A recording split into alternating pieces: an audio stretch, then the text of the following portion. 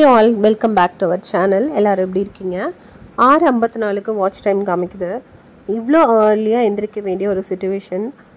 சீக்கிரமாக எப்போவுமே நான் ஐஷ்வாவை எழுப்பவே மாட்டேன். பட் இன்றைக்கி அவனை எழுப்பிட்டுருக்கேன். ஏன்னா வந்துட்டு நார்மலாக ஐஷ்வா பொறுத்த வரைக்கும் அவன் நான் எப்போ எந்திரிக்கிறானோ அதான அவனோட மார்னிங் டைம். ஸோ நானாக நைட்டே இப்படி ஏதாவது ஏர்லி மார்னிங் எந்திரிக்கணுன்னா எதுக்காக எந்திரிக்கிறோம் அப்படின்றத சொல்லிவிடுவேன்.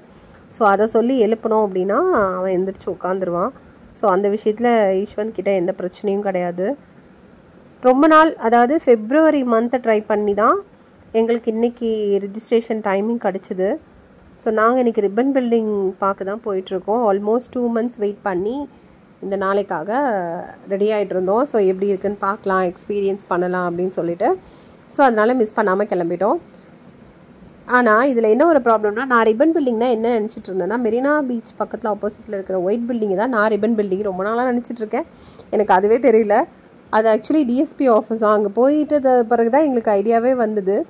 ஸோ ஐயோ இது கிடையாதா, அப்போ இன்னும் போகணுமா அப்படின்னு சொல்லிட்டு நாங்கள் அடுத்து கிளம்பி ரிப்பன் பில்டிங் போயிட்டுருக்கோம். ஃபைனலி ஒரு 5 minutes அங்கே 8 மணிக்கு வர சொல்லியிருந்தாங்க. ஆனால் நாங்கள் ஒரு 5 minutes லேட்டாக தான் போகிற மாதிரி ஆயிடுச்சு. ஸோ இதோட ப்ராசஸ் எப்படி அப்படின்னா, நீங்கள் கிரேட்டர் சென்னையில் அந்த வெப்சைட்டில் போயிட்டு இந்த மாதிரி நீங்கள் ரிப்பன் பில்டிங் விசிட் பண்ணணும், ரெஜிஸ்டர் பண்ணணும். அப்போ தான் உங்களுக்கு அதுக்கான டேட் அவங்க அலோகேட் பண்ணி கொடுப்பாங்க. ஸோ அங்கே போனோடனே ஃபஸ்ட்டு நம்மளுக்கு ஒரு இன்ட்ரடக்ஷன் மாதிரி கொடுக்குறாங்க. ஸோ கிரவுண்ட் ஃப்ளோரில் நம்ம அன்னைக்கு விசிட் பண்ண எல்லாரையும் வச்சு என்னென்ன அப்படின்றது. இந்த லைட் பார்த்திங்கன்னா உடன் லைட் 100+ years அதுக்கு வயசாகுது அந்த உடன் லைட்க்கு. ஸோ இங்கே இருக்கிற ஒவ்வொரு விஷயமுமே ரொம்ப டிஃப்ரெண்ட்டாக இருந்தது.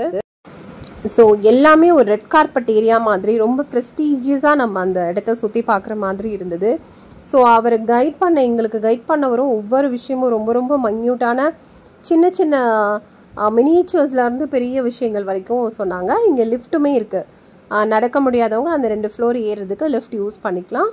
ஒவ்வொரு ஃப்ளோரில் இருக்கிற ஒவ்வொரு விஷயங்களையுமே அதனுடைய ஸ்டோரி, அதனுடைய ஹிஸ்ட்ரி எல்லாமே எங்களுக்கு அவர் ஒவ்வொரு இடத்துலையும் நின்று காமனாக எக்ஸ்பிளைன் பண்ணார். எங்களை அலோவ் பண்ணாங்களோ அங்கெங்கெல்லாம் நாங்கள் போய் பார்த்தோம். ஸோ இந்த கவுன்சிலர் ஏரியான்னு சொல்லுவாங்க இல்லையா, மேயர்லாம் உட்காந்து. ஸோ அங்கே எங்களை ஃபோட்டோ எடுக்கவில்லை. பட் நாங்கள் உள்ளே போயிட்டு அது எல்லாமே எக்ஸ்ப்ளோர் பண்ணோம். அதுக்கப்புறம் ஒவ்வொரு இடமா எங்களை கூட்டிகிட்டு போனாங்க. ஸோ இந்த ஏரியா ஃபுல்லாக பார்த்திங்கன்னா மேயரோட ஏரியா.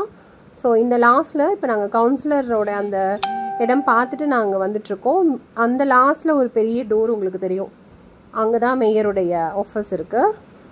ஸோ அங்கெல்லாம் அலோவ் பண்ண மாட்டாங்க. இதுக்கு மட்டும் போனோம். பட் அங்கே ஃபோட்டோவும் அவங்க எங்களை எடுக்க விடலை. பட் இட்ஸ் ஓகே, எங்களால் எக்ஸ்ப்ளோர் பண்ண முடிஞ்சுது.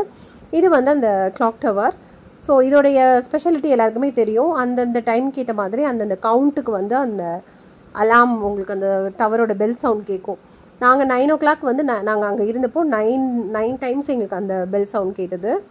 அதுக்கப்புறம் இப்போ நம்ம போகிற இந்த ஏரியா பார்த்திங்கன்னா ரெவென்யூ பில்டிங், அப்புறம் க்ரீன் ஹவுஸ் அப்படின்னு சொல்லுவாங்க. ஸோ அந்த வழி போகிறதுக்கு பார்த்திங்கன்னா இங்கே ஒரு ஆர்கிடெக்ட் மெத்தடில் ஸ்கை வாக் ஏரியா அப்படின்னு ஒரு விஷயம் பண்ணியிருக்காங்க. அதாவது ஃப்ளோர் ஏறுறது தெரியாமல் இருக்கிறதுக்கு ரேம்ப் மாதிரி அந்த ரேம்பையுமே ரொம்ப அழகாக ஒரு க்ரீன் ஹவுஸ் மெத்தடில் பண்ணியிருக்காங்க. ஸோ படி ஏறி ஒரு இடத்துலேருந்து இன்னொரு இடத்துக்கு போகிறது கூட நம்மளுக்கு ஒரு மாதிரி தெரியும். பட் இது வழியாக நடந்து போகிறப்போ எந்த ஒரு இதுவுமே தெரில, நம்ம இன்னொரு ஃப்ளோருக்கு போகிறோன்னு தெரியல. அது மட்டும் இல்லை, இது பில்டிங் டு பில்டிங் கனெக்ட் ஆகுது. நம்ம ரெவென்யூ பில்டிங் அந்த ரிப்பன் பில்டிங்லேருந்து அடுத்த பில்டிங்க்குமே கனெக்ட் ஆகிற பாத்வே மாதிரி இருக்குது.